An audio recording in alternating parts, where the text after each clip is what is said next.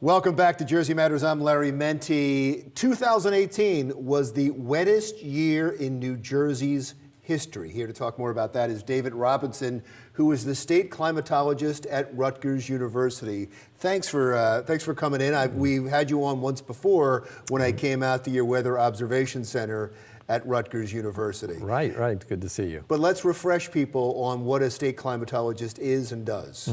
Well, it's at Rutgers University. We have a state climate office. I've been state climatologist 27 years.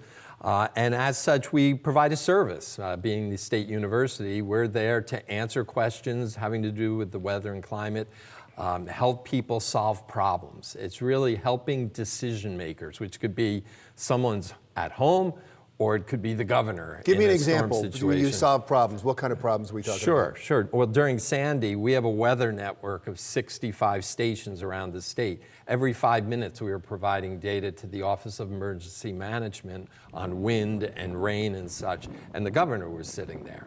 That's a large one. But we could also be talking to the Department of Environmental Protection and providing them rainfall data as they're studying turtle migrations or something like that. It's a wide range. Even private industry and business. You had a rainy year last year. That impacted building and construction, and their contracts that have building and construction clauses and timing clauses. We provide them information. Sometimes Did you foresee it was going to be such a wet year last year? No, you couldn't foresee that's the help. that. Isn't that the help to people? Isn't that how you benefit them? You would certainly like that. And when we put our longer range climatologist hats on, we look into the future. If you're designing a structure, a parking lot, you need to factor in drainage considerations. You want to know if 20, 30 years from now, we're going to be having more precipitation. If you're planting a new orchard of peach trees, you want to know the right cultivar to use so it's in the right climate zone. And if the climate's changing, do we then start planting Virginia peaches rather than New Jersey peach trees? Got it. So before we look into the future, let's take a look back 1 year. How wet was last year? It was wet. We had a little over 64 inches of rain and melted snow statewide.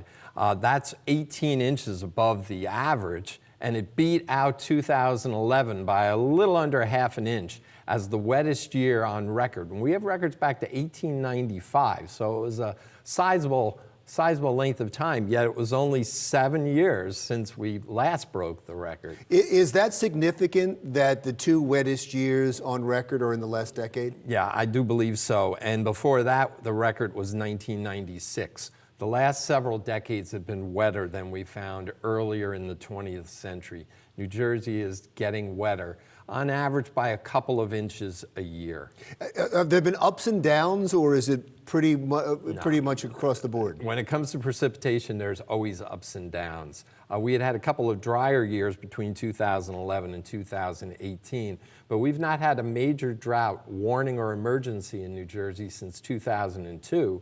And not a really prolonged drought since the drought of the mid-60s. But there are absolutely ups and downs, particularly when it comes to precipitation. So because there's ups and downs, can you look at climate change and say that's the reason, or is it not? You have to be very patient as a climatologist sometimes when it comes to that. But overall, yes, we're seeing an increase in precipitation, not just in New Jersey, within the Mid-Atlantic, for instance, and it dovetails with rising temperatures. And it's a well-known scientific principle that as the air warms, it can hold more moisture. So all you need is the trigger, and you can release more rain in a warmer atmosphere than in a cooler atmosphere. So you see this continuing? Yeah, we do see it continuing. And I suppose that's the good news. There are other parts of the world where the weather patterns are going to be such it's going to get drier with time, such as the already desert Southwest.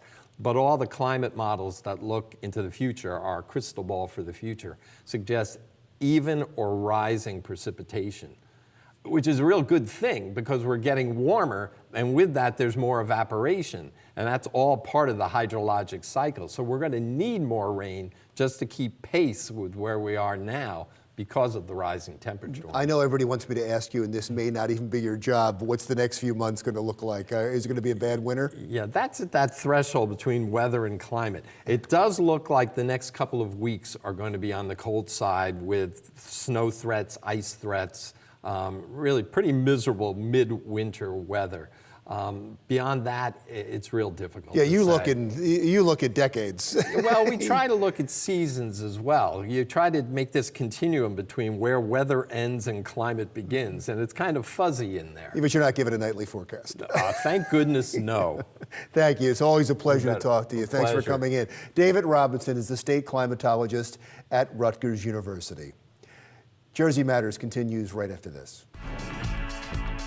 Still to come on Jersey Matters, the rate of autism in New Jersey is dramatically on the rise. We'll take a look at the numbers when Jersey Matters continues.